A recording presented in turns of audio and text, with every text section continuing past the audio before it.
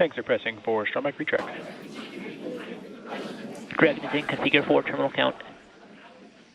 And there we just heard that call out for terminal count, so now Dragon onboard computers will take control of the spacecraft. And we also heard that the propellant tanks on Falcon 9 are getting ready to pressurize, adding some additional structural support to the rocket as we get ready for that strong back to retract. And that strong back provides access to Falcon 9's fueling lines. Has started.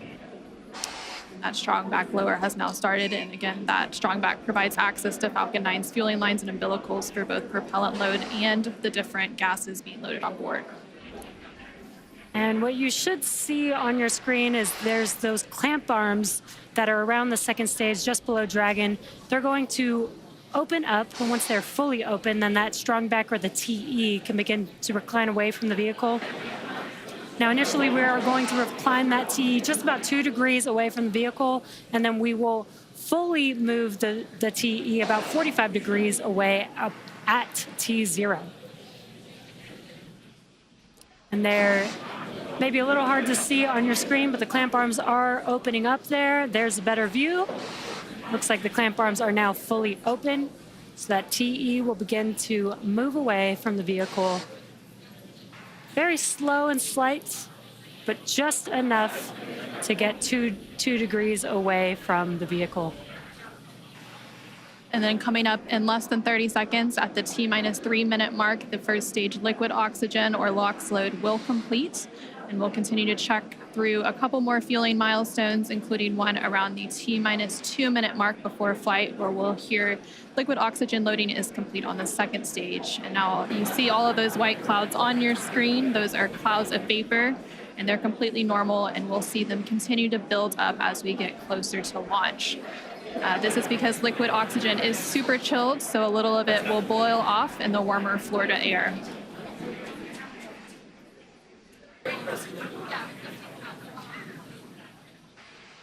Stage 1, LOX load complete.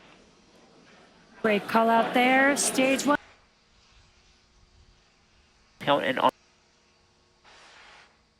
Putting liquid oxygen onto stage 2, and that'll wrap up here at the T-2 minute mark, just about 20 seconds from now.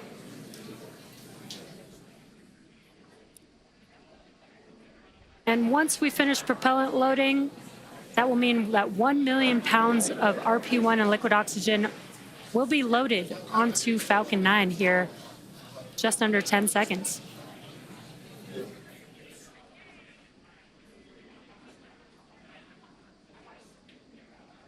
Stage 2, LOX load complete.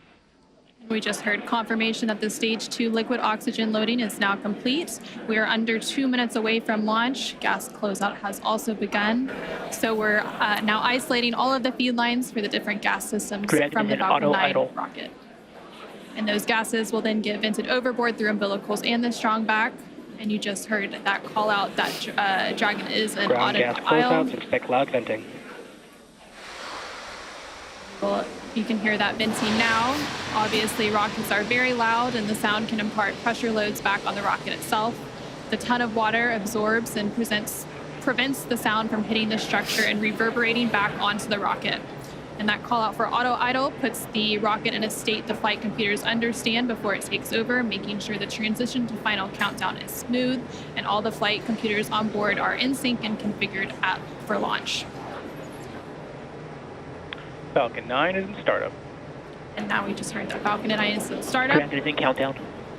And in the final countdown, less than a minute to go, and at the time of launch, the space station will be flying 260 statute miles over the west coast of Australia. Dragon, SpaceX, go for launch.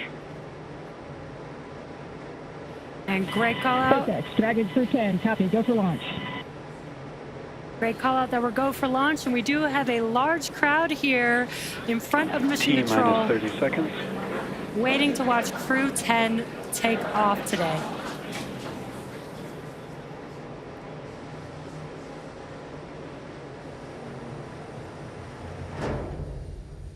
T-minus 15. T-minus 10. 8, 7, 6, 5, 4, 3, 2, 1. Ignition and liftoff. Go SpaceX. SpaceX, go NASA Crew 10.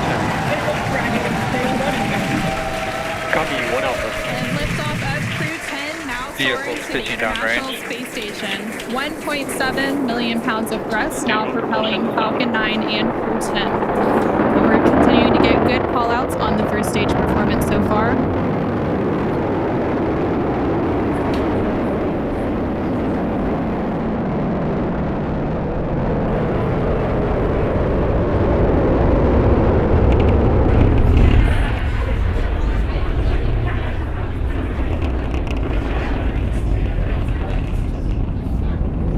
We're now 40 seconds into today's flight. Power and telemetry nominal.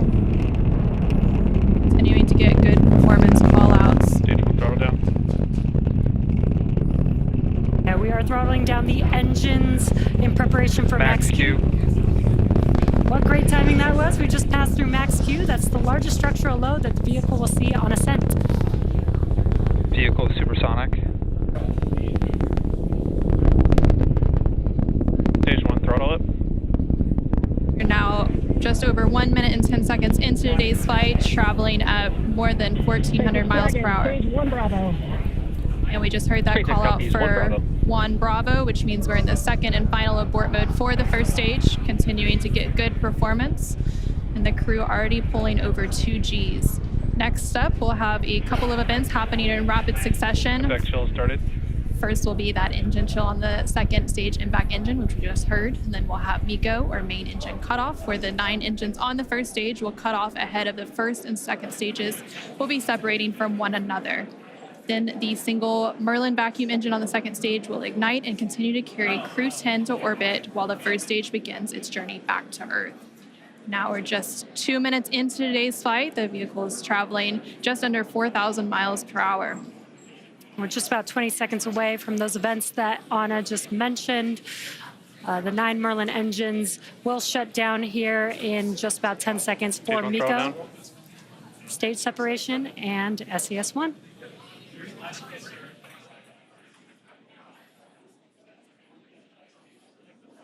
Main engine cutoff. SpaceX Dragon, 2 Alpha. Stage separation confirmed. Copy, 2 Alpha. Great call-outs and incredible views there on your And left-hand recognition. screen. On your left-hand screen, you can see a view from stage 1. And an extremely excited crowd here in Hawthorne. Awesome views of that boost back burn on the first stage, as well as the MVAC engine igniting on the second stage. Great views there. Now the booster is in its boost back burn. This is the first of 3 burns as it makes its way back down to Earth. This will last about 45 seconds. And the crew, 10 crew, is still on board Dragon attached to Falcon 9's second stage, which you can see there on your right-hand screen. And we're now at 3 minutes and 20 seconds into today's flight. The vehicle is traveling about 6,500 miles per hour. And they are on their way to the space station. And we did have that confirmation coming up of the boost back shutdown. And then coming up at the T plus 6 minute mark. And there we have our first images of the crew inside the Dragon spacecraft as they make their way into orbit. And the crew Dragon, SpaceX, nominal trajectory. continuing to get good call-outs. SpaceX Dragon, copy nominal. Stage 2 it continues to be on power with in its firing until we get to that second stage engine cutoff around the 9-minute mark of flight. About 5 minutes of flight to go before Dragon will be flying free.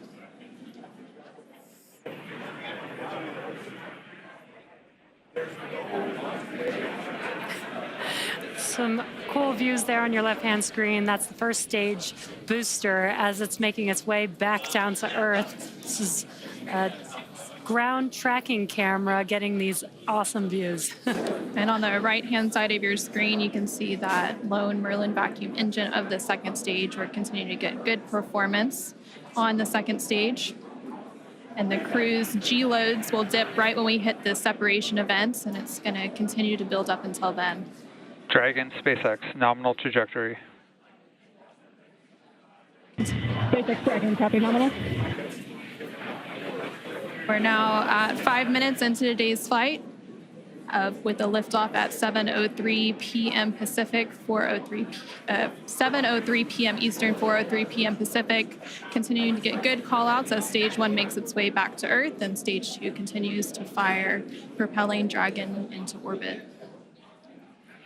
If you're just now joining us, the 4 members of Crew 10 launched from Launch Complex 39A at Kennedy Space Center in Florida, and they're currently on board Dragon, still attached to Falcon 9's second stage, which you're seeing there on your right-hand screen. On your left-hand screen, the first stage vehicle is making its way back down to Earth. It already completed the first of 3 burns as the boost back burn, and the next event coming up for that vehicle is going to be the entry burn. Dragon SpaceX, nominal trajectory. Great call-outs there. That entry burn is coming up. SpaceX Dragon, copy nominal.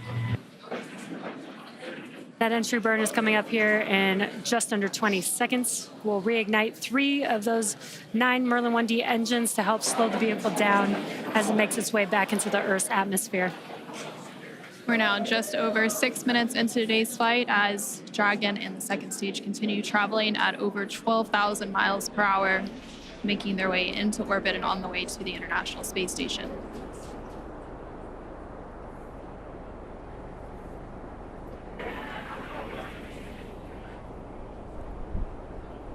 There, we just saw on the screen, it was very quick, but we had the entry burn, which we got some cool views of that from the ground, which is awesome.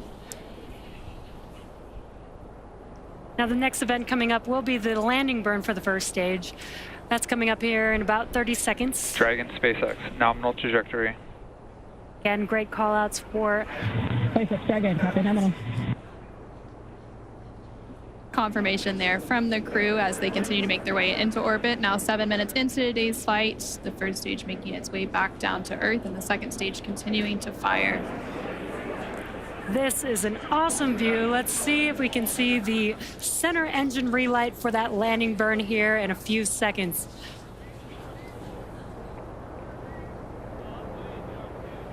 There's that landing burn. Let's watch as Falcon 9 touches down on landing zone 1. Stage 2 SES complete.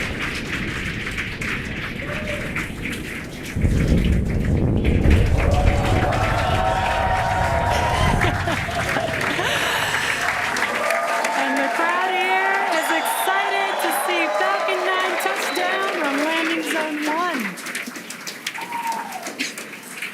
And now that the first stage has made its way back to Earth, we're about a minute away from the second engine cutoff, which we're expecting around the 9-minute mark of today's flight. We're continuing to get good call-outs, and Dragon and all of the systems on the vehicle are performing as expected. Just over 8 minutes into today's flight, traveling more than 21,000 miles per hour. Terminal guidance. Hearing good call-outs.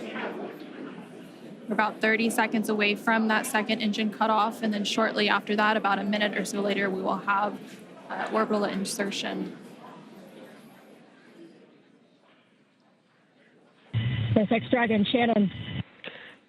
SpaceX copy, Shannon. And that call out there for Shannon, and that is the call out for Shannon, Ireland, which is the final abort stage for the second stage off the coast of Ireland. Standing by for a second engine cutoff. And back shutdown.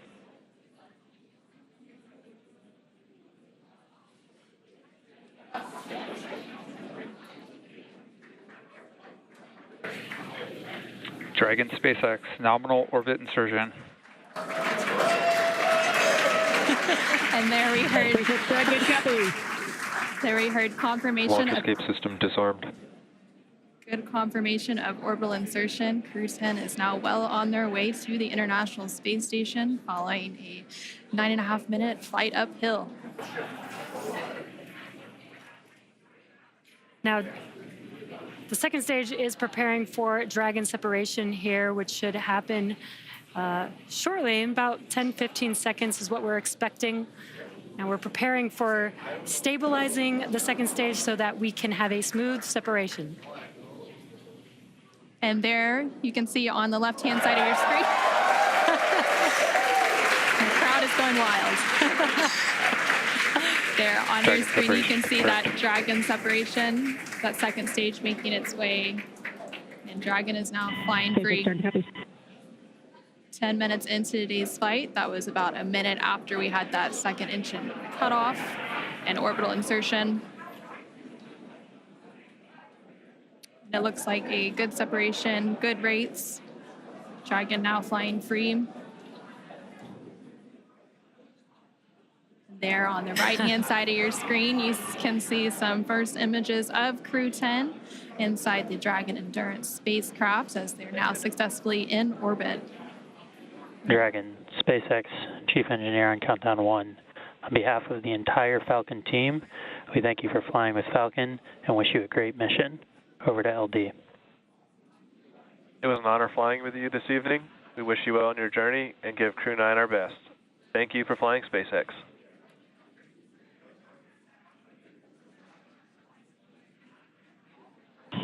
SpaceX Dragon, this is Crew 10 Commander Ann McClain. Thank you to all of the teams from across the world who contributed to the launch today. Spaceflight is tough, but humans are tougher. Days like today are made possible only when people choose to do the harder right over the easier wrong. Build relationships, choose cooperation, and believe in the inherent goodness of all people across the world. To my family and friends, without you, I would not be here. Explore boldly, live gracefully, go Crew 10. And over to pilot Nicole Ayers.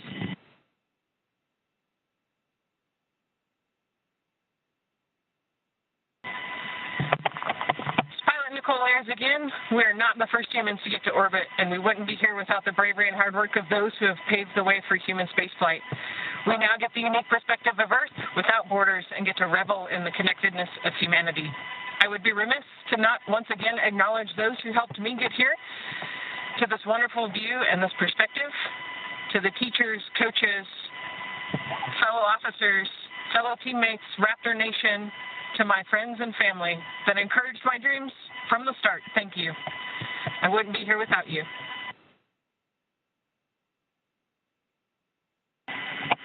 This is Mission Specialist Takuya Onishi. I want to say a huge thank you to NASA and SpaceX, especially the Falcon 9 team for the successful launch, and we are looking forward to a smooth ride to the International Space Station. 日本の皆さん、たくさんの応援ありがとうございます。9年ぶりの無重力の感覚をかみしめてます。これから先の ISS への宇宙の旅、楽しんでいきたいと思います。I will now hand the mic over to Mission Specialist Kirill. Thanks a lot to NASA and SpaceX for this wonderful ride, and I want to say a couple of words in Russian. Пользуясь такой чудесной возможностью, хочу поздравить с 65-летием со дня начала подготовки первого отряда. И также хочу сказать спасибо большое за те знания и жизненный опыт, который мной были получены в тех стенах для того, чтобы выполнить этот полет. А также спасибо школе номер 14 города Назарова, Ульяновскому высшему авиационному училищу гражданской авиации и авиакомпании «Макар» и «Нордвинд», где я начинал свой путь в небо. И, конечно же, спасибо большое семье и за поддержку.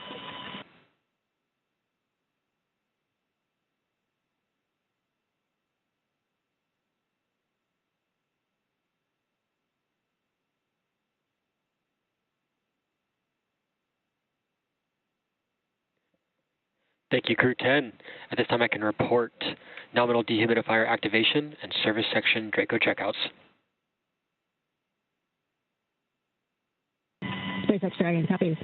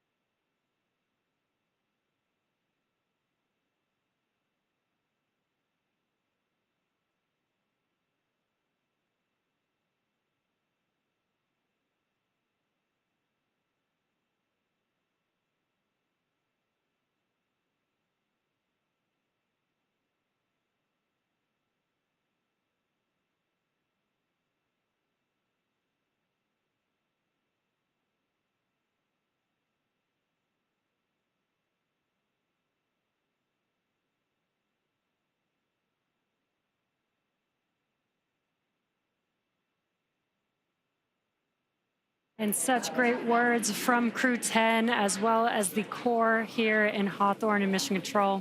We also got confirmation that the nose cone deploy is underway. The 6 hooks that hold the nose cone in place during the launch and ascent portions have to retract, and then the nose cone will be able to start to swing open and deploy. Now, this uncovers a number of critical systems for the flight up to the space station, including the forward bulkhead thrusters and the docking hatch.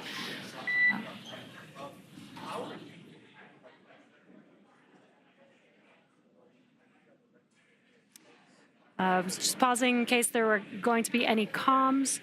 And we did have good confirmation, good checkouts of the 12 Draco thrusters around the service section. Now, 4 to go after we get the nose cone open, and then the ECLIS, the environmental control and life support system, activated inside of Dragon.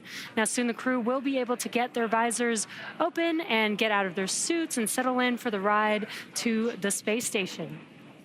And now we're just waiting for confirmation that the nose cone has fully deployed with all of the hooks open.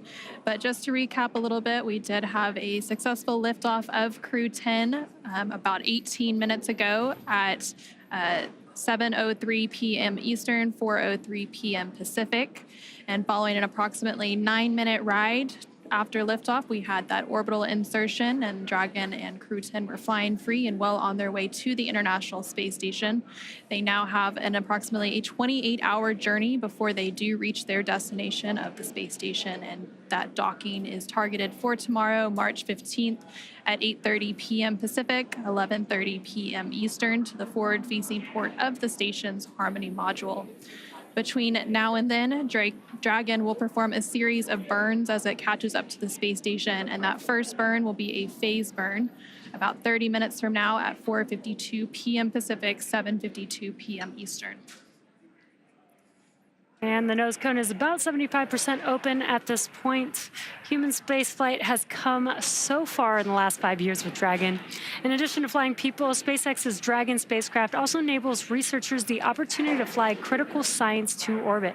And so far, SpaceX and Dragon have carried over 1,000 research experiments to and from low Earth orbit, both to the International Space Station and on our free flyer missions.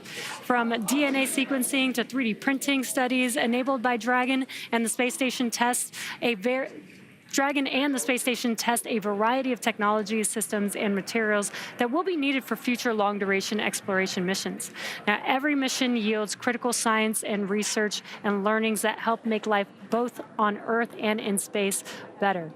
And flights like today's help us continue to lay this foundation for our future among the stars and continue our mission to make life multiplanetary.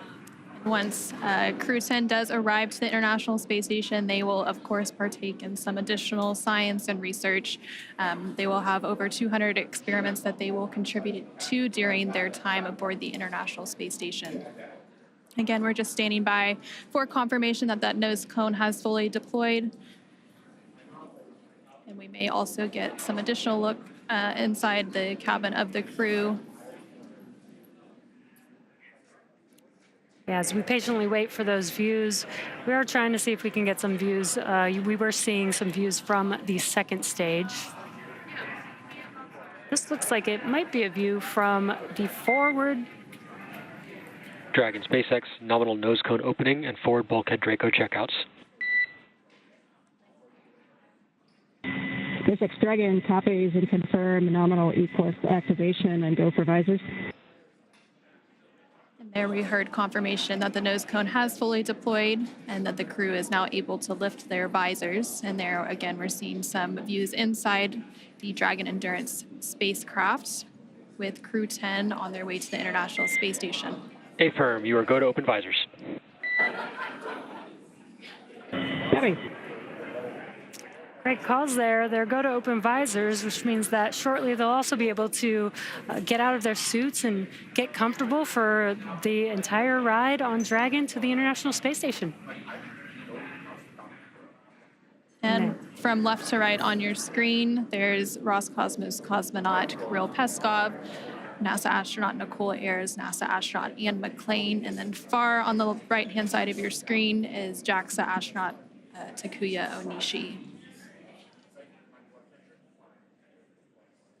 And there you can see that they are in microgravity as their tablets are floating around there.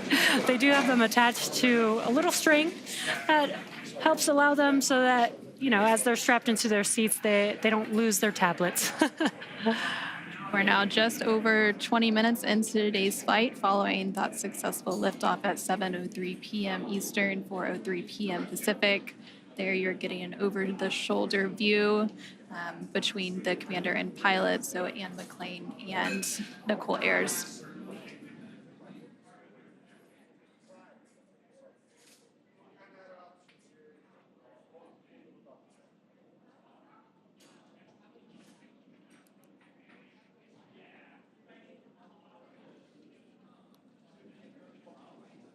If you're just now joining us, you are watching live Crew 10 out in space in the Dragon vehicle.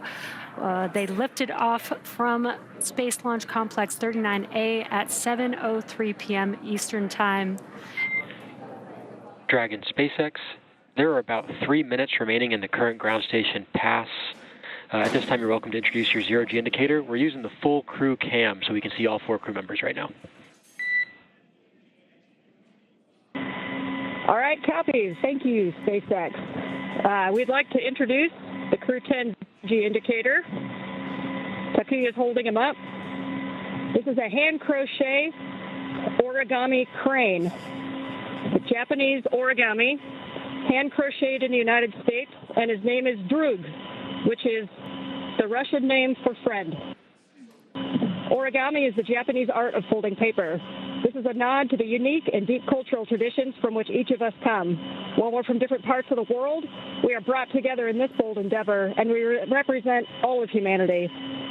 The folded paper design was also chosen to represent paper airplanes that we made when we were kids, before we were astronauts, when all we had was a dream. And we looked up at the sky and we wondered, what if? It's a symbol that every big accomplishment starts with a quiet dream, and that dreams do come true when you believe in yourself and you listen only to those who believe in you. Crew 10 believes in all of the dreamers. The flag and the number markings on the crane, there's a number 10 on each of its wings and a flag from each one of our countries on the tail. This is a nod to each of our shared experiences as professional pilots. These patches are arranged to look like an airplane. This is a source of deep pride for our crew, because what pilot doesn't like to talk about the fact that they're a pilot? But this also symbolizes our shared culture as astronauts. In the years of training together, we found we have far more in common than we do different. Our zero-G indicator was handmade by a small business owner in the United States. This represents all the hands which created our entire space program, and this rocket and this capsule that we're flying today. It also represents all of the artists and musicians who inspire people to imagine beyond what they can see. Spaceflight is perhaps the most complex endeavor of our time, but it was built one step at a time, by one person at a time. Finally, the origami crane is the international symbol for peace, hope, and healing. Crew 10 hopes to serve as a beacon of hope, a reminder of what humans can accomplish when we see the goodness in one another and we choose to work together toward a common goal. Today, we are united not through common enemy, but through shared optimism and a basic belief in the goodness of humanity. It is far easier to be enemies than it is to be friends. It's easier to break partnerships and relationships than it is to build them. Spaceflight is hard, and success depends on leaders of character who choose the harder right over the easier wrong, and who build programs, partnerships, and relationships. We explore for the benefit of all. If you want to go fast, go alone. But if you want to go far, then go together. Crew 10 chooses to go together in peace, because you cannot be great without the greatness of others. Go NASA, go Roscosmos, go JAXA, and go Crew 10.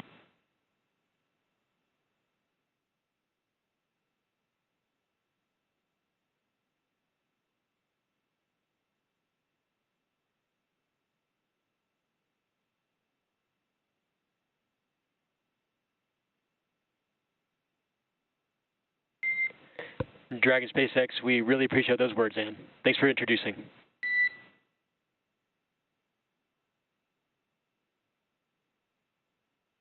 Hear from NASA astronaut and the Crew 10 commander, Ann McClain. And again, Crew 10 comprised of McClain along with NASA astronaut Nicole Ayers and JAXA astronaut Takuya Onishi along with Roscosmos cosmonaut Kirill Peskov are now safely in orbit following an approximately 9-minute ride after a liftoff at 4:03 p.m. Pacific, 7:03 p.m. Eastern from NASA's Kennedy Space Center in Florida. The crew now has an approximately 28-hour journey ahead of them before they reach their destination, the International Space Station. Again, docking is targeted for tomorrow, March 15th at 8:30 p.m. Pacific, 11:30 p.m. Eastern to the forward-facing port of the station's Harmony module. Between now and then, Dragon will perform a series of burns to catch up with the space station, and that first burn will be taking place around 4:52 p.m. Pacific, 7:52 p.m. Eastern today. And those were some great words about the zero-G indicator. Very incredible. Human spaceflight has come so far in the last 5 years with Dragon. In addition to flying people, SpaceX's Dragon spacecraft also enables researchers the opportunity to fly critical science to orbit. Now, so far, SpaceX and Dragon have carried over 1,000 research experiments to and from low Earth orbit, both to the International Space Station and on our free flyer missions.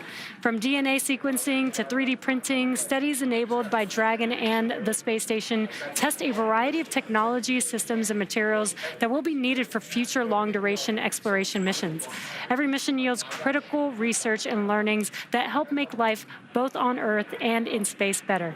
And flights like today's help us continue to lay the foundation for our future among the stars and continue our mission to make life multiplanetary. Now, we'll be signing off from SpaceX for now, so we're going to send it back to NASA. But before we go, we want to thank NASA for entrusting us with today's mission, and thank you all for being here with us today. And with that, we're going to end our coverage from Hawthorne until we pick back up with our docking coverage in about 26 hours at 6:45 p.m. Pacific, 9:45 p.m. Eastern tomorrow, March 15th, for that targeted docking to the International Space Station at 8:30 p.m. Pacific, 11:30 p.m. Eastern. So for now, thank you for joining us, and back over to you, Jessica and Daryl at the Kennedy Space Center to wrap up today's coverage. And welcome back to the Kennedy Space Center in Florida, where we just watched Crew 10 lift off from Launch Pad 39A. The crew is now en route to the International Space Station. I'm Daryl Nail. This is NASA astronaut Jessica Meir, who just watched one of her close friends and many friends, Crew 10, go up into space. And I'm wondering what that moment was like for you. Well, I will tell you, it is a moment that you never forget. I am so excited right now sitting here thinking especially of Nicole and Kirill, because that first time experiencing prolonged weightlessness is something that they will never forget, and they will be talking about it for years and years for the rest of their lives, just like I recounted my stories here tonight. Those words were all so inspirational as well. I love how they unveiled their droog, their origami crane. It really hit on so many important themes tonight, talking about this Japanese art of folding paper, really combining all of the cultures of their crew, the name being a Russian name meaning friend, the origami crane for Japanese culture, all of the flags on the crane handmade by a small business in the U.S. It really highlights so many important elements that I know are so important to the crew and to all of us at NASA and all of the space agencies. Ideally, really in summary, highlighting the representation of peace, of hope, and of healing, and that we are all truly stronger when we work together. So thank you, Anne. Thank you, Crew 10, for those incredible words. I think that there's a lesson there for all of us tonight. We are exploring for the benefit of all. And Crew 10 believes in all dreamers. Thank you for highlighting the words of Commander Ann McClain as well. Crew 10 will become part of Expedition 73, briefly with 72, but then 73 when they arrive on the space station. NASA's Megan Cruz joins us now with Megan Everett, Deputy Chief Scientist of the International Space Station. That's right, two Megans here, and I want to talk to you about, we obviously have another crew en route to the space station. How is the research that's done on the ISS different from other research at NASA? Yes, well, first, thank you for having me. It's always my pleasure, and I'm very grateful to get to talk about science and space. And so, like you said, the space station is a national laboratory, and it allows us to look at things in microgravity for extended periods of time. We can put things on the outside of the space station where they experience extreme temperature changes diseases and exposure to radiation in that extreme environment. And we also get these very unique perspectives of the Earth's surface. And so together, these things allow us to look at things like theories in quantum physics and answer questions that we can't answer with laboratories on Earth. We can look at human health and how that we can get astronauts to explore beyond low Earth orbit, as well as promote human health and answer questions related to diseases that we can't do on Earth. And it also allows us to expand commercialization in low Earth orbit by some of our in-space manufacturing. And in addition to this, it's just this really cool collaboration of international partners and scientific cooperation that we see on the space station. Yeah, obviously a unique platform, and we do all that we can to really utilize it. So how does what we learn on the space station help us here on Earth? Can you give us some examples about that? Yes, I love that question because one of NASA's big mission objectives is to figure out how we can do science in space to promote human health here on Earth. And one of the things we've been really successful with on ISS is looking at stem cell research and organelles and how those relate to specific diseases like cancer. And we also look at protein crystallization, and so we can grow very uniform crystals in space better than we can on Earth. And these crystals are really important in pharmaceutical drug development. So together we can look at disease progression and how we can better treat those diseases with new pharmaceuticals in space. That's great. You did also mention human health and researching, what it could mean if we go farther and farther into the universe. How are we doing on that research? What are we learning? So we've used ISS as a test bed for exploration beyond low Earth orbit for a long time, and we continue to use that, and we will all the way through end of station. And some of the specific things that we look at are how the human responds to long duration exposure to gravity. So we look at exercise countermeasures, at how we can maintain muscle and bone strength. We look at things like food systems for how we keep crew healthy for long periods of time. We have a very robust plant growth program, so we try to optimize crop output by changing things like soil and water exposure to those plants. And we need life support systems for our crew to live in space for long periods of time, so we have a lot of technical demonstrations on the space station looking at how to clean air and water and eliminate waste. I can really see that you love talking about this. Thank you so much for sharing your passion and for sharing all that's being accomplished through NASA with the research at the ISS, but also other research that we do here. Well, thank you so much for having me. Thank you so much. All right, back to Daryl and Jessica. All right, thank you very much. And we're about to wrap up coverage here. So why don't we take one last social question from one lucky submitter. Scarlett Sermons asks, how do the astronauts feel looking at Earth from above? And what's that feeling like coming back? Well, seeing the Earth from above is a very, very exceptional experience, and it's something that I think changes you forever. People have different things to say about this, but I think one message that we do all share is that it gives you this unique understanding for how beautiful our planet is, but mostly how unique and fragile it is. You see this beautiful gem below you and this tiny, tiny band, this thin, tenuous band of an atmosphere that's really supporting all life.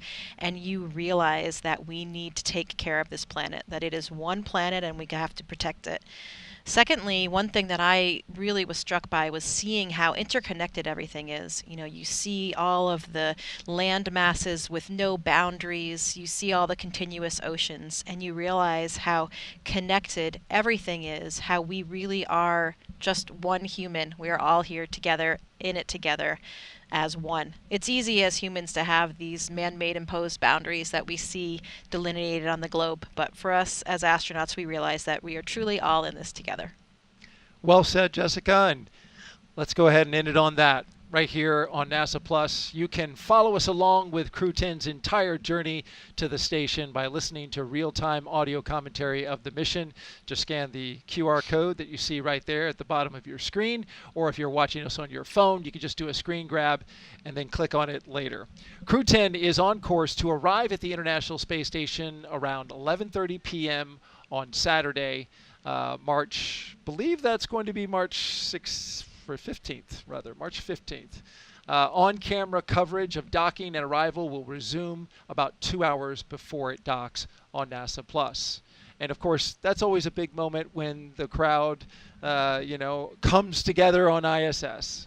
Yeah, absolutely. You have to have a lot of patience because you get to ISS, you dock, and then you have to go through these pressure checks to make sure everything's okay, and you're just waiting to get to the other side. And it's an incredibly special moment when you come through the hatch, you float for the first time for 2 of them, and you get big hugs from all of your friends and colleagues that are up there already. And I was impressed by what Ann says. Once they do this together, they are, and you've mentioned this a couple times, like forever brothers and sisters. When she sees those fellow astronauts in the hallway back in Houston, there's always a big smile that comes across her face.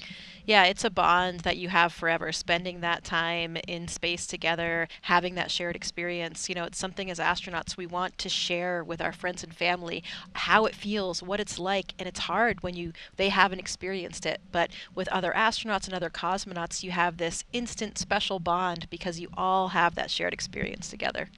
And when they return, they will come full circle with the rest of the astronauts, appropriately so on Pi Day. Just had to get that in there. One more time, 314. There you go. Well, I want to thank you, Jessica, for joining us. You were here for Crew 7. You did Crew 10, 2 launch attempts. It's a lot of work. We thank you for it. It's been very special. We hope that when you go on your mission and we are watching you and documenting your trip, that you'll throw us a little love somehow towards the camera, give us a wave, something.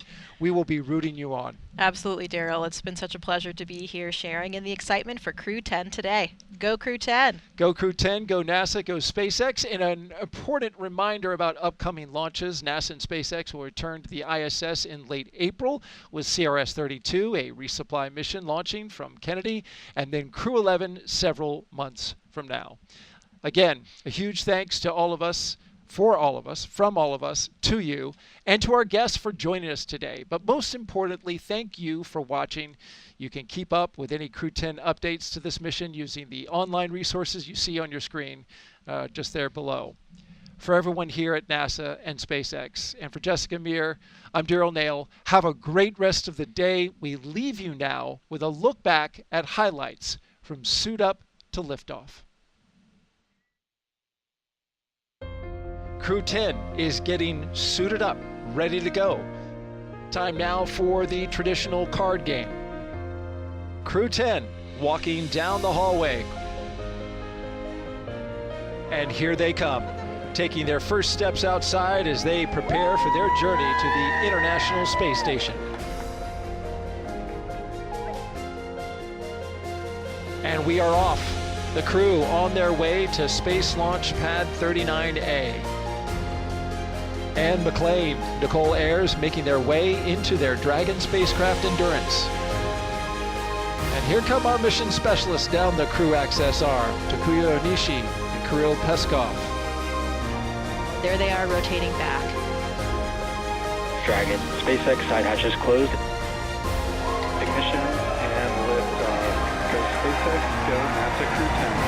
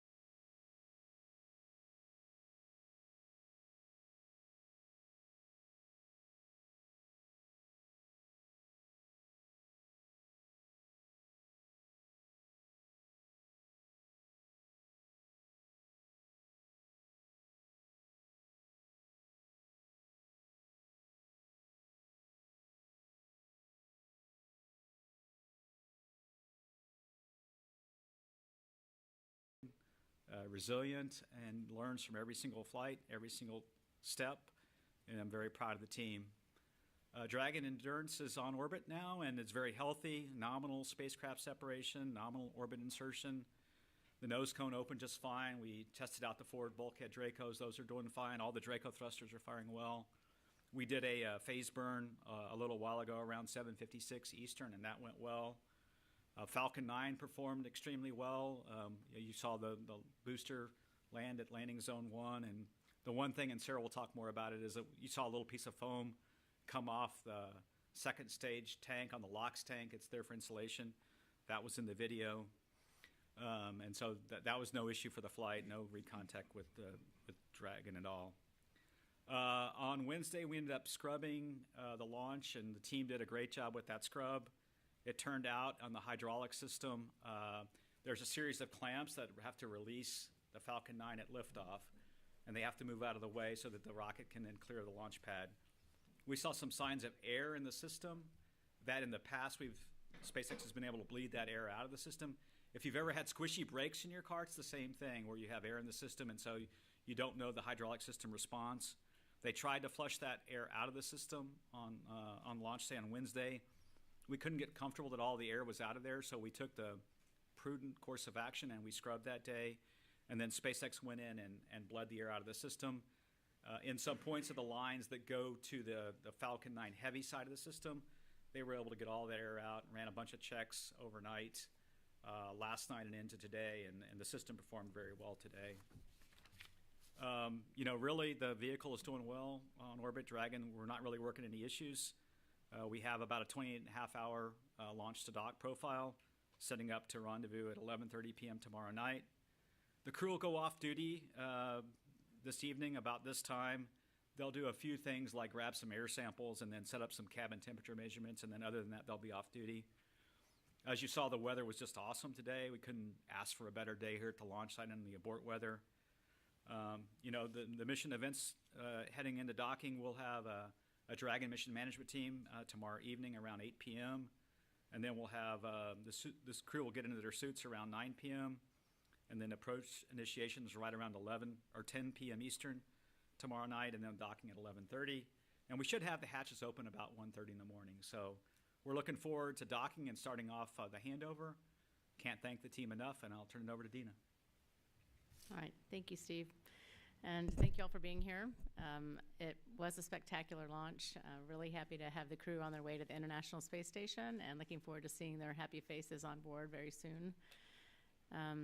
As is mentioned, they'll dock tomorrow night, 11:30 p.m. Eastern Time, to the forward port of the International Space Station. We're going to have a short handover with the Crew 9 guys coming home no earlier than Wednesday at this point. Of course, we'll be looking for good weather. It might be later than Wednesday when they come home.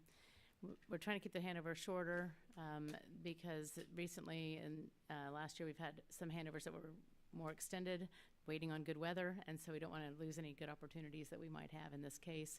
We're trying to stretch the consumables, we'd rather have less of an overlap of the crews in this particular situation. So after the Crew 9 guys get home, the Crew 10 and the Soyuz crew on board, they have a lot of work to do on this increment. I'll just hit some of the highlights of the upcoming items here in the next month or two. First off, we've got the Northrop Grumman 21 mission that's currently berthed to station, and we'll have the crew stuff that full of trash. They've been working on that, but we're going to make sure that they can get as much trash in there as possible. It's around the 21st or so of this month, but we're assessing that date maybe a little later at this point, and that will unberth it, release it, and it will re-enter and be disposed of. And then we have another crew exchange happening in the April timeframe. So on April 8th, we have a Soyuz launch. It's with Sergei Ryzhikov, Alexei Zubritsky, and Johnny Kim. They'll be taking off from the Baikonur Cosmodrome. Once they're on board, they'll be doing their handover. Coming home, we'll have Alexei Ovchinin, Ivan Wagner, and Don Pettit. And they'll come home on the 19th of April. Before Alexei Ovchinin leaves, he'll hand over the station command to Takoya Anishi. And so I'll have a JAXA commander on board at that point. On the heels of that crew exchange, we've got SpaceX 32. That's a cargo mission. That's really important for us. It's be carrying, in addition to all the science that it'll be carrying, it's carrying a lot of crew supplies. The Northrop Grumman 22 vehicle that's launching this summer, that launch date's under review. And so the Northrop Grumman guys have noticed that the shipping container was damaged. You may have heard that from Dana Weigel from the last conference. And so to be on the safe side, we've added some additional food to the SpaceX 32 mission just to make sure that we're stretching consumables as much as we can. But there's quite a bit of science that is going to be taking place on this increment, and I just want to give you a few examples. So on this mission on Crew 10, both launching up and coming down on Crew 9, we've got, as an example, an ESA, European Space Agency payload that's studying immune health. On Crew 10, launching on this flight, right now in flight, we have a water filtration experiment. And on the way down on Crew 9, we'll be bringing home some red romaine lettuce leaves that were harvested by the crew on board. So while the crew's there, we'll be doing combustion experiments. We'll be talking to thousands of students, and we're doing a series of tests, both physiological and psychological, that will help us on our trips to, on our lunar adventures and on a future trip to Mars. So we have a lot of science going on, and I think that some of you know that it's the 25th anniversary of continuous human presence coming up here in November on board the International Space Station. But, we live and breathe science every day on ISS, and every day researchers are learning something new, so even 25 years later. So with that plug, I'm going to hand it over to Sarah. Okay, thanks, Dina.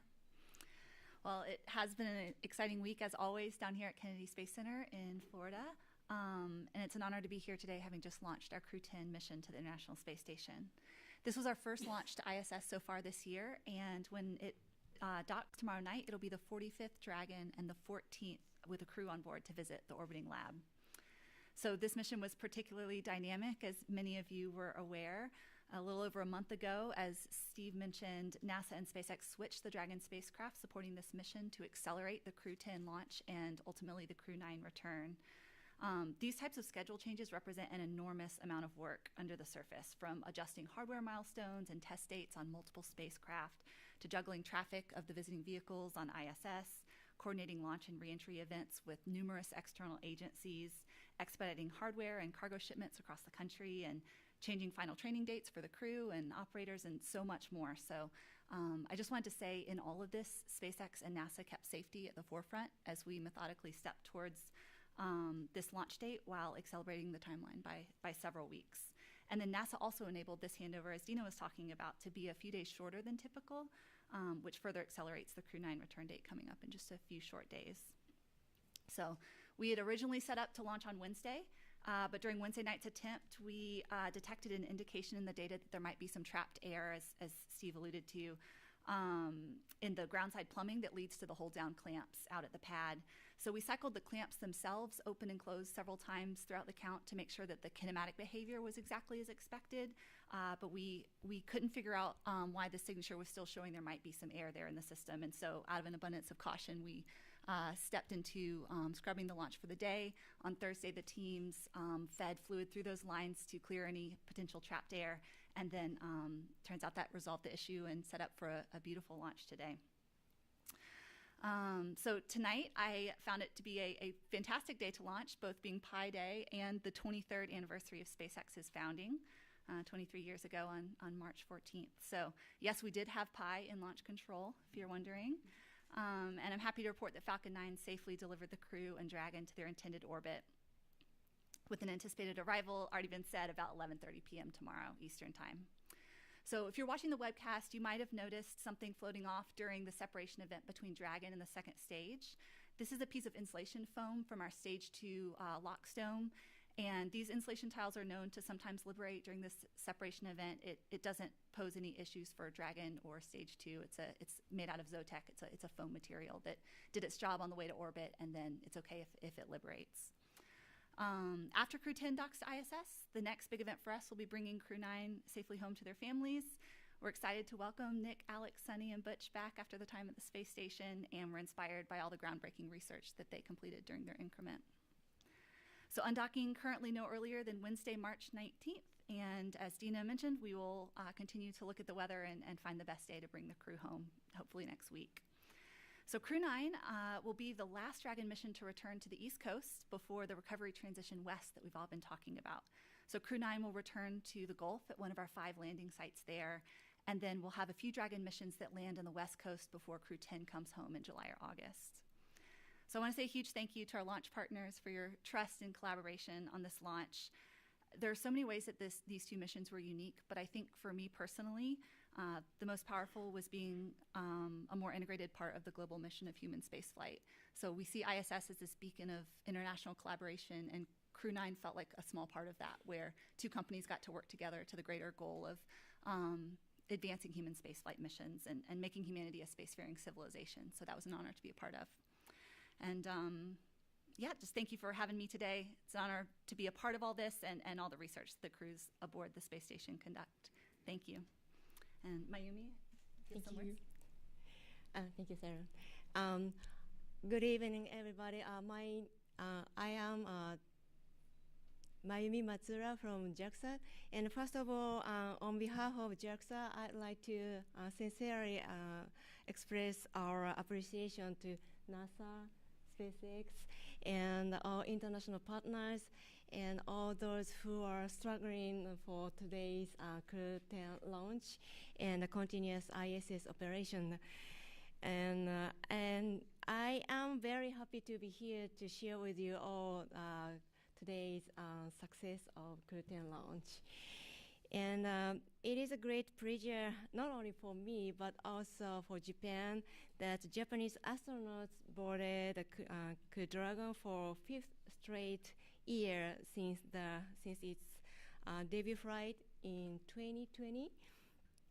And I think this was brought by close cooperation cultivated between US and Japan for years through ISS program. And as for Takuya Onishi, this is the second ISS stay mission for him. And during the first stay, he said he realized the importance of working together with ground team. And then he had a strong desire to deepen his knowledge on flight control team work. And as a result, he became a flight director, and Japanese JAXA flight director, and its call sign is JFlight. And since then, he's been supporting the ISS and the GEM operation as JFlight, and then using his perspective as an astronaut. And in addition to that, as Dina mentioned, Takuya will support as ISS commander this time while he is on board. And as far as I know, an ISS commander from active flight director is not only the first in Japan, but also in the world. And many of you are probably not aware of this, so I'd like to highlight that point. And he will undoubtedly make good use his new knowledge he gained from JFlight work to serve as an ISS commander. And I do believe he will show us a great teamwork that no one has ever seen before. And this time, Crew 10 mission is definitely a symbol of solid international partnership.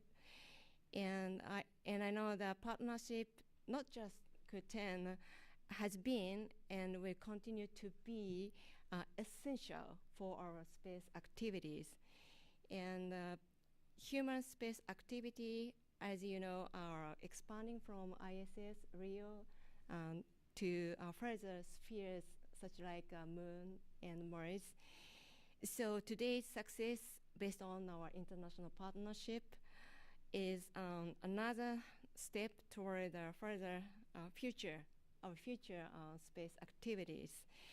And lastly, I am deeply honored to witness this historic moment with you all. And once again, congratulations on the successful launch today. Thank you. All right, thank you all for those opening comments. We will now take your questions, beginning with those in the room here at Kennedy. Please raise your hand, state your name and affiliation, and to whom you are asking the question.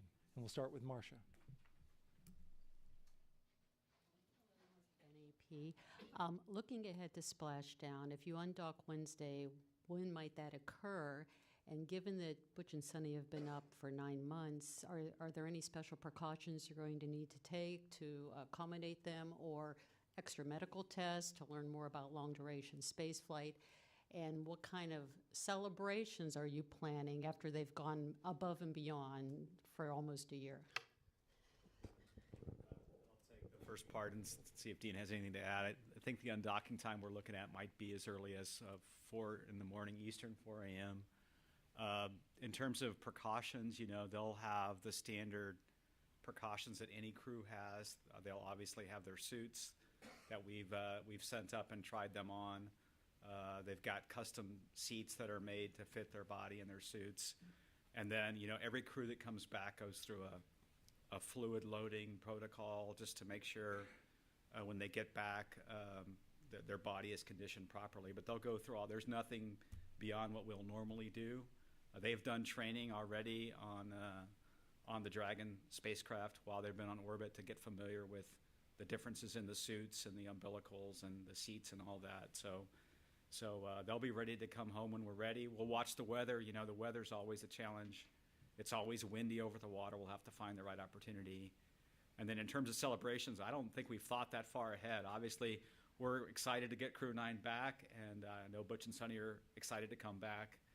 And then we'll celebrate, when they're ready. It'll take a little time to get them back reconditioned, and then we'll do a proper celebration and see if Dana has anything to add. I'll just add a couple of things that undock if it's around 4 in the morning on Wednesday. The phasing will vary depending on where our landing site will be and how long we'll be in transit essentially to that splashdown location.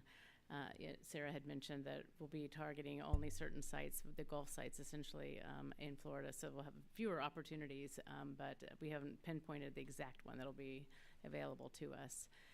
I'll also just note that Butch and Sunny have been on orbit for a little over 280 days or something. We can get you that trivia, but there have been many crew members who've been on orbit longer than that, and so we don't see any need for any special precaution.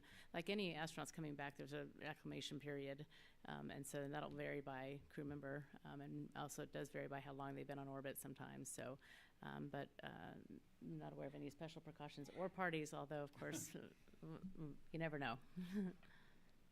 All right, let's go to the front row here on the left-hand side. Hi, I'm Faith Abube. I'm with ABC News.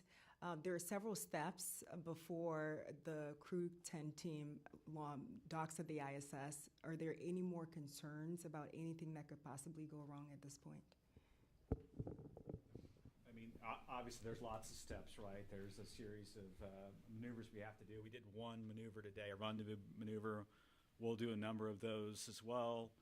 The crew today will get out of their suits and be in the spacecraft, and then they'll get back in their suits for docking. We'll check out the docking system.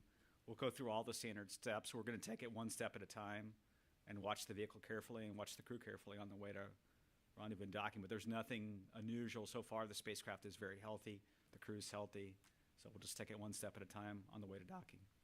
And Steve's being very modest. Getting a spacecraft to rendezvous with another object in orbit, it requires incredibly precise navigation and planning, and our systems do that very well, right? And so what he's saying is our systems are all working good, so we're going to be able to do that really amazing thing and dock with the space station. All right, another question in the front. Thank you. Sawyer Rosenstein, NSF. This is probably for Steve. I know there was questions on the Wednesday attempt, the fact that you had SphereX launching within less than 24 hours. There was a Starlink that was supposed to launch within less than 24 hours. Can you kind of clarify the NASA rule to if that is still the case with no Falcon launches 24 hours before one of the NASA missions? And are there any plans to reduce that time as the launch cadence goes up? Yeah, that's a good question. We had initially, a number of years ago, established a 48-hour time frame in between our launch and another Falcon 9 launch. We recently, for this mission, reduced that time to 24 hours. And then we looked at the timing of the specific missions. SpaceX was about 21 hours, and we talked to our team and looked at the amount of work we needed to do to look at the vehicle, that Falcon 9 launch for SpaceX. We also had a NASA team in place observing that launch, and so we adjusted the time to 21 hours. So we're constantly looking at those missions. What we feel like now is we learn from every single Falcon 9 flight, and so it's really an advantage, a safety advantage to us to have Falcon 9 fly, see if we can learn something from that flight, and if there's something off nominal, we can actually stand down and evaluate it. So we had the benefit before our flight of not only the SpaceX launch, the NASA SMD launch, but also a Starlink launch as well that fell within that 21-hour period. All right, we are going to take a phone question, and we'll come back into the room and get you guys. Micah Maidenberg with the Wall Street Journal. Hey, good evening. For Steve and Sarah, did NASA and SpaceX accept more risk for the Crew 10 flight compared with earlier crew missions, given the changes that have been, you guys made in the run-up to this week? And if that's the case, could you kind of explain that and quantify it if possible? Thanks very much. I wouldn't say there are any additional risks taken. This is one of the benefits of having multiple spacecraft in different processing lanes at the same time. The vehicle that we switched to was pretty far along in its launch processing campaign for another mission that we're flying later in the spring, and so that was available. We did look at some of the nuanced differences between requirements of various contracts between the NASA contracts and others, and that drove some amount of work on this particular vehicle. He was mentioning the coating degradation that we looked at to ensure that the engines were ready to fly, but no, it was a pretty standard pre-launch process other than switching around the order of hardware and tests and when we did what on which spacecraft, from my perspective. And from NASA perspective, we went through our normal process. We did it in an accelerated time frame. We look at what we call non-conformances, anything that maybe any valve that didn't perform exactly per the spec or exactly per the right timing. We have certain witnesses that we do and inspection points that we go through as the Dragon spacecraft is built up.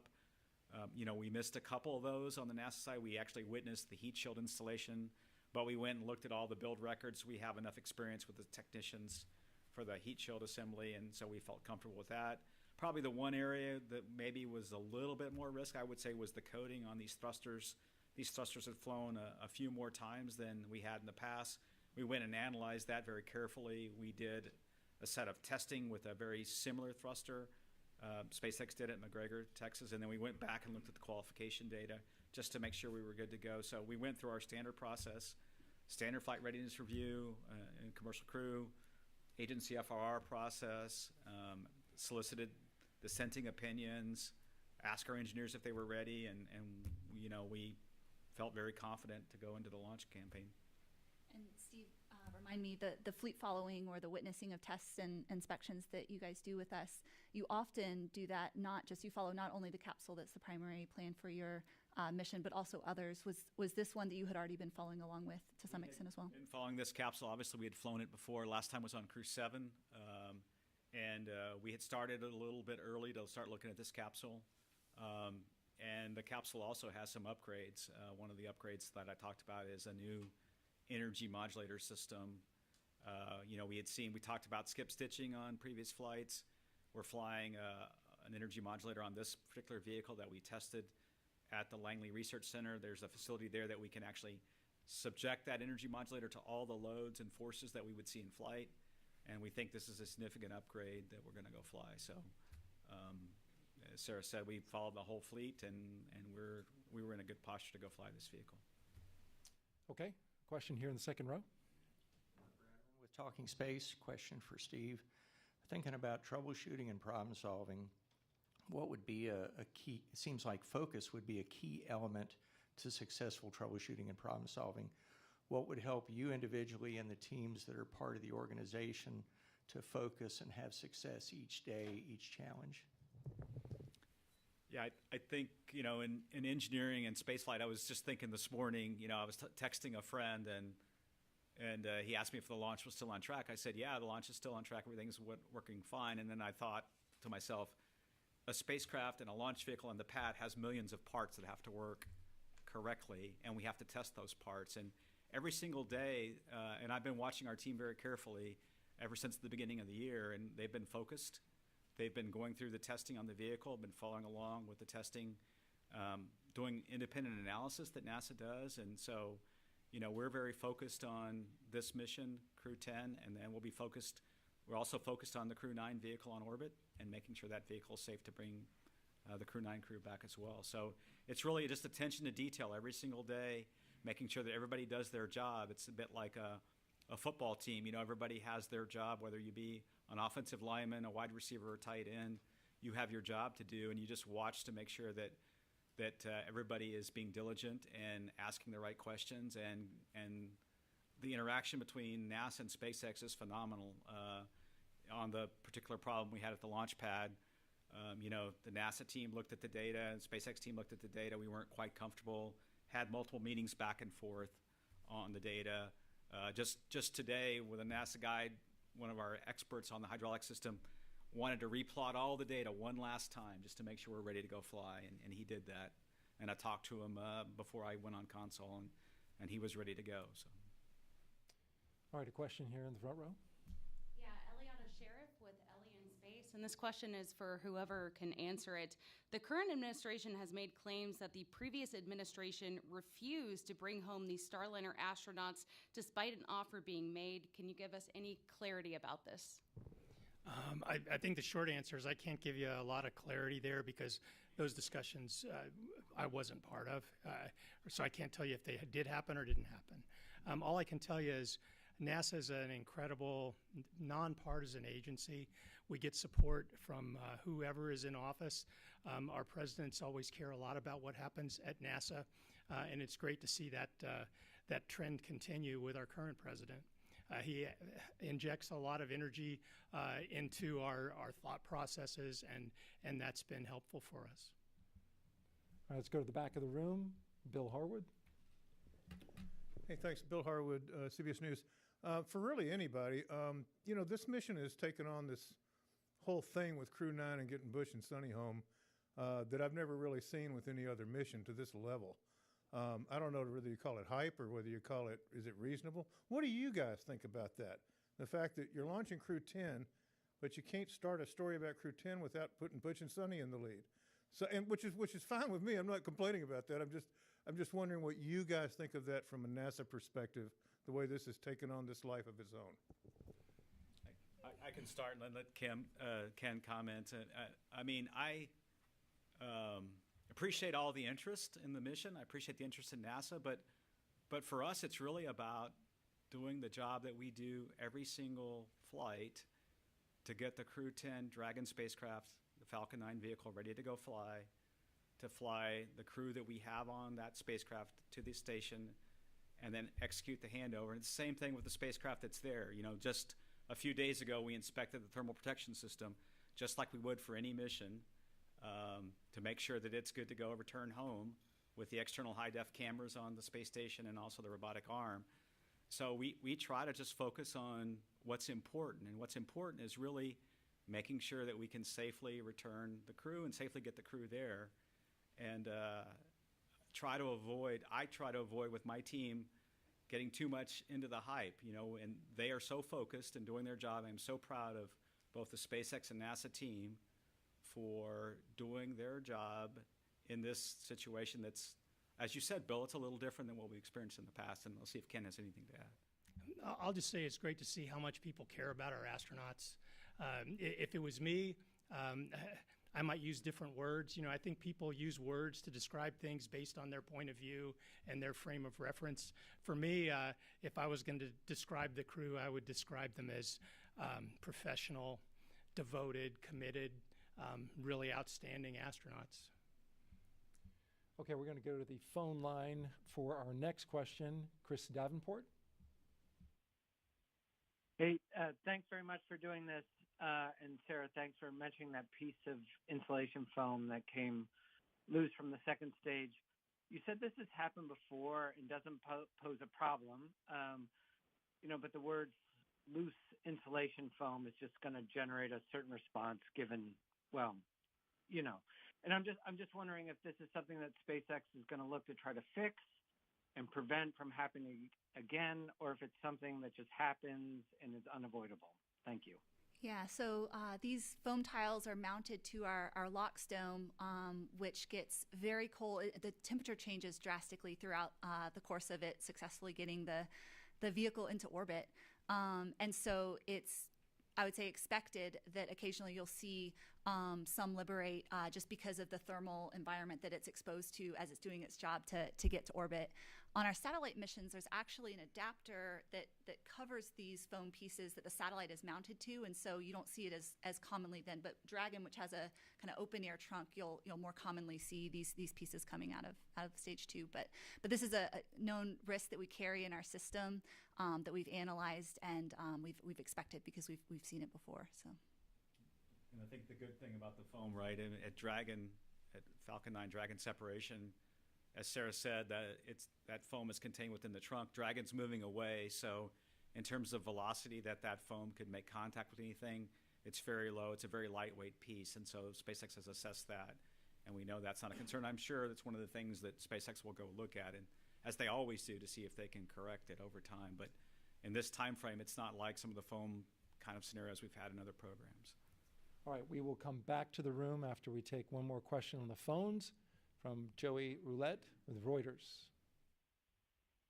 Hey, thanks, Daryl. And thanks, guys, for doing this, and congrats on what sounds like a successful launch. And I just wanted to follow up on Micah's question, and Steve, just kind of get like a quantifiable response or some kind of number on what the probability of loss of crew for this flight was, or how different that might have been from past flights. I mean, I think, you said that this was a kind of an unusual pre-flight process this time around, and so I just, figured it'd be good to get a number on if there was any kind of numerical difference on the probability of loss of crew for this flight that you guys accepted. Thanks. Yeah, oh gosh, I don't have the lost crew number that we use from the design phase with me, but there would have been no change in that essentially for this flight.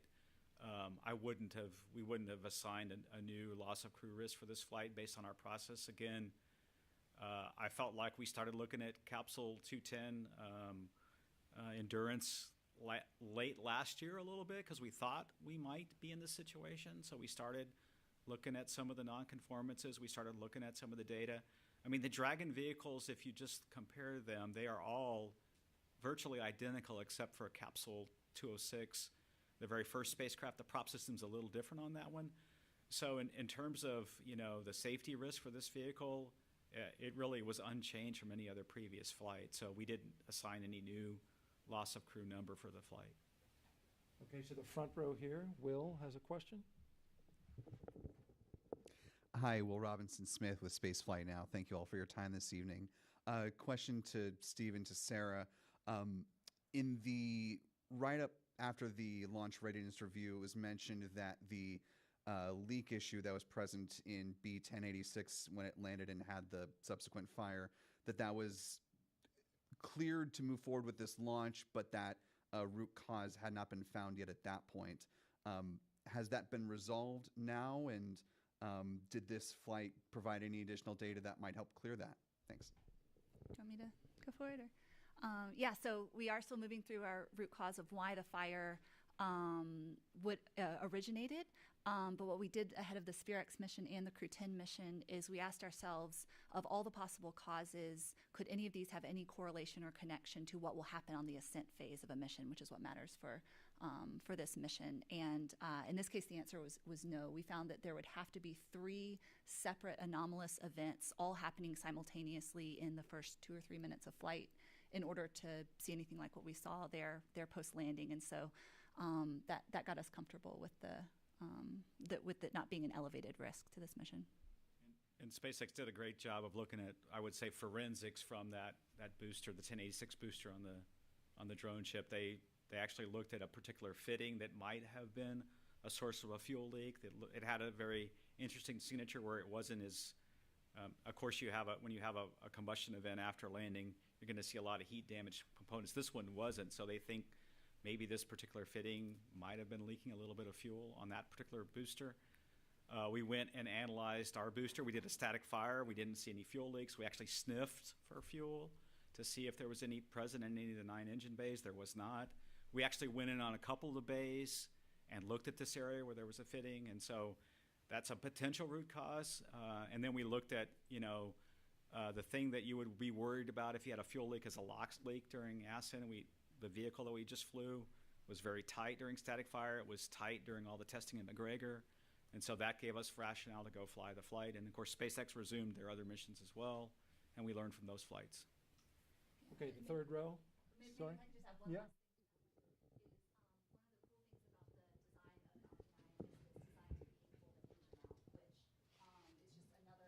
Important part of all of this, if there were to be a fire to break out in one engine, for example, and we did actually see an engine out scenario, gosh, in the old days, I think it was CRS-1 or 2 to 10, 12 years ago, right? But that rocket had an engine out. It has sufficient scaffolding to isolate the fire to that single engine bay, and then the rest of the engines complete the mission as planned. And so that's, I guess, an additional layer of protection if we were to see an event like this.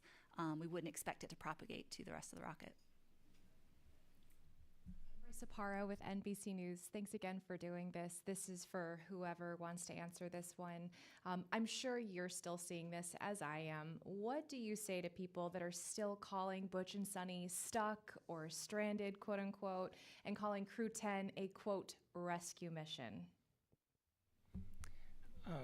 You want to do that one, Steve? I mean, first principle in spaceflight, you always have a way for the crew to come home.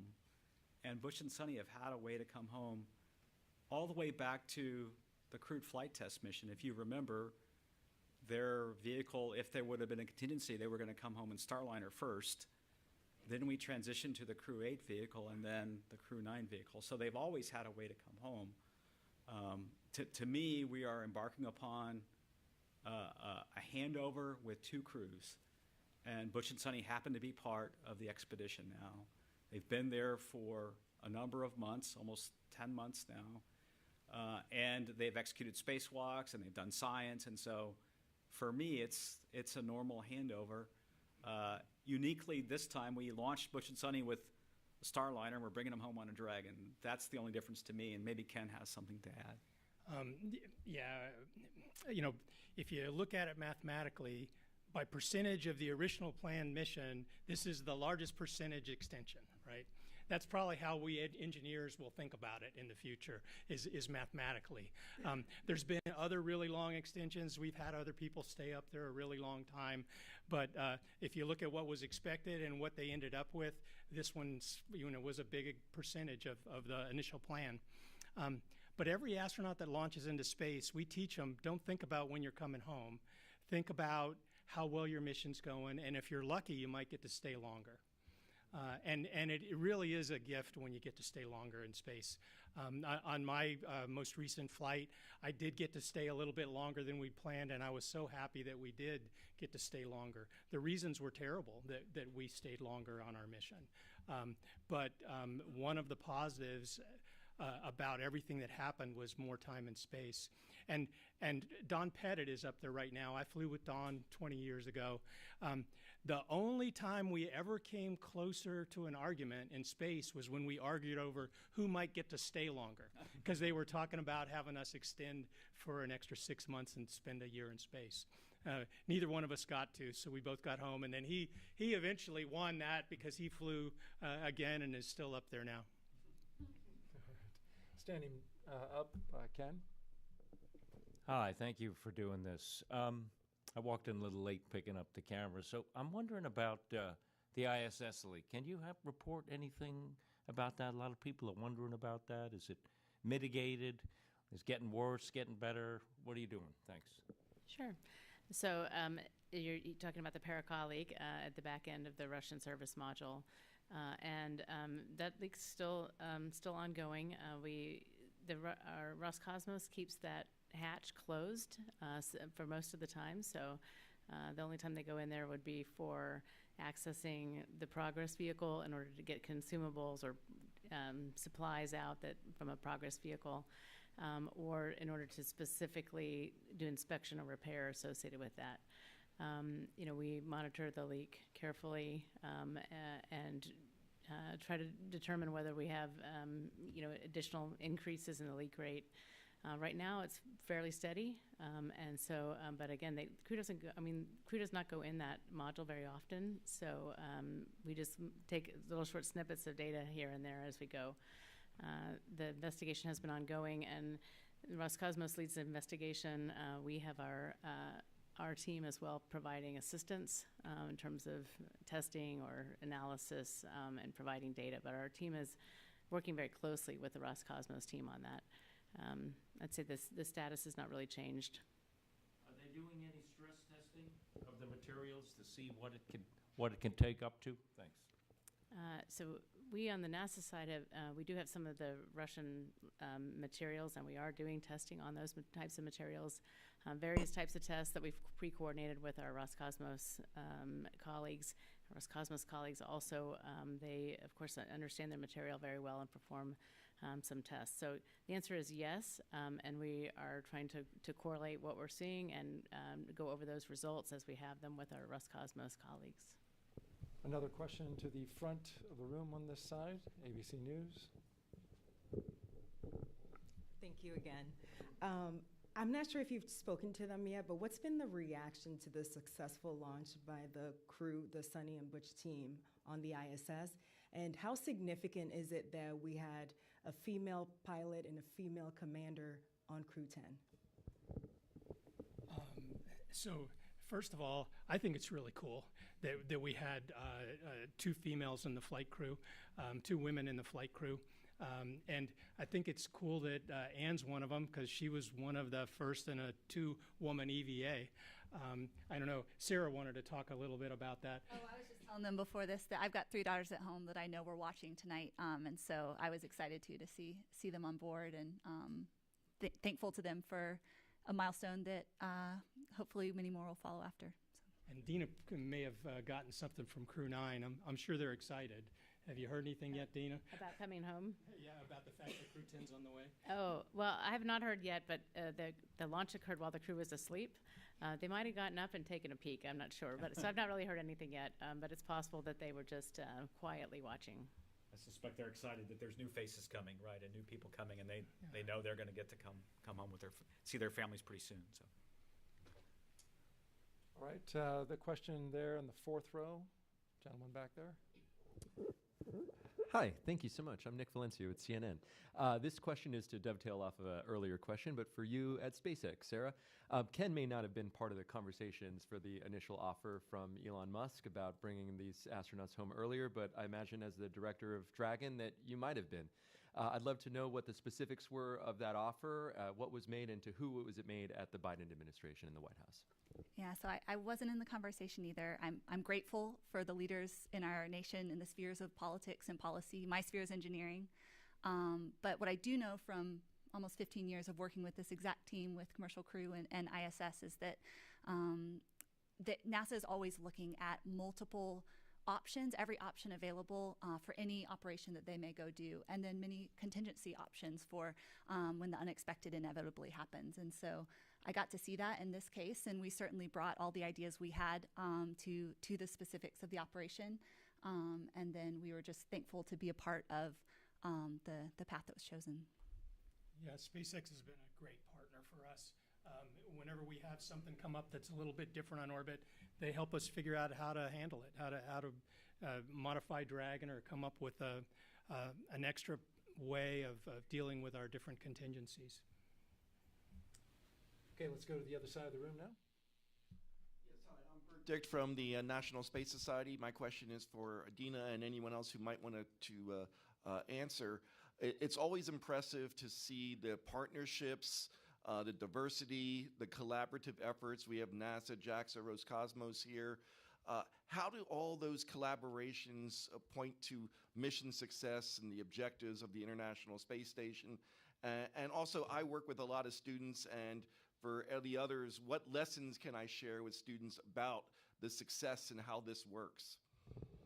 Well, I'll just give you my thoughts on this. You know, the intergovernmental agreement that was signed many years ago and led to the International Space Station, you know, somebody had to think of that and put it on paper, and then as people plowed into trying to actually assemble and build the space station, you can imagine that there was a lot of discussions about how it would be built and who would have what pieces of that. But over time, it's just slowly gotten to a point where on a daily basis, it'd be just like you and I having a conversation, and we do this with our JAXA colleagues and our European colleagues and our Russian colleagues on the ground on a daily basis to operate the station. On board, the crews are having dinner together from different nations. When you're all working together on a common problem, you don't really see, I'd say, any differences. You see each other a little bit more as working toward the same goal. So. I just say same as on Earth, when people are aligned on a common goal, that's really helpful. The ISS really is kind of a shining example of what you can do on a huge scale internationally if you're all partnered together. So I'm not sure if I answered all the questions, but that's my thoughts on it. I thought Anne's words were really poignant when she got to orbit. I think that was in the webcast. Is that when Anne's first words down to the ground team were poignant about collaboration as well? They were. Yes, they were. Mm-hmm. All right, the gentleman in the second row has been patiently waiting. Hi, thanks for being here. Nick Gibson with the Spokes Interview. I'm curious what the last few days were like for the members of Crew 10 following the delay Wednesday. Is there anything you do to help keep them prepared for the mission, and how do they pass the time? I would say from my perspective, when we called the scrub on Wednesday, they understood, they know what it's like, that when you get in the Dragon, you get in the launch vehicle, there's a chance that you're not going to go that day. They got out. They were very professional, very complimentary. We did a debrief with them after that operation just to make sure there was nothing that we could do better the next time. That went really well. And then they followed kind of the issues and what's happening, maybe spend a little time with each other, and maybe study their procedures a little bit more. And then when it's time to go on launch day, you could tell Anne and the crew were ready again. So, and Ken, you've probably been there before. I don't know if you have anything to add. I've launched on time before. It was rare, but we did launch on time even back in the space shuttle era. And then had missions where we scrubbed lots of times, scrubbed 6 times. And after a while, it gets old, but the first one's kind of nice because you get a chance to rest a little bit. Usually people are tired building up to the launch, and you can catch up with all the notes that you didn't write down, spend a little extra time with your family. So generally that first scrub is kind of nice, but I don't know, you'll have to ask the Crew 10 crew when they come back what they really thought about it. Jessica Meir had reported out on our broadcast that she's friends with Anne McClain. She said they went to the Astronaut Beach House. So several members spent the day there with some of their family members. So thank you for that question. We'll take another one here on the first row. Thank you. Appreciate that. Sawyer again with the NSF. This is probably for Sarah. So Crew Dragon Endurance, I know, had to swap out for the new capsule that wasn't ready. But from my understanding, this capsule kind of bounced around again from Crew 9 to Fram 2 to Axiom 4, now to Crew 10. Can you kind of explain why that was and what the SpaceX process is for determining what capsule for what mission? I think some of those might not have been. I'm trying to remember the history now. I know that, let's see, we had a new capsule originally in preparation. It's now probably going to fly the Axiom mission that's coming up in May. We have 4 or 5 lanes of processing where we get to swap in capsules at different phases of their flow, and we usually have multiple in parallel or some awaiting certain processing steps depending on what their launch date is. And so it's relatively straightforward for us to switch what we're doing in what lane or move capsules around. And we've kept, as I think Steve already mentioned, we've kept our capsules so similar that makes that a lot easier to do. Whenever we roll in changes or upgrades to one capsule, we retrofit all the other capsules with those same changes. And so there's no capsule that's getting behind another capsule where we'd have a lot of work to do. If we were to do a swap, we just have a fleet of 5 spacecraft, 5 crew spacecraft and 3 cargo spacecraft that could fly any mission that they need to. So.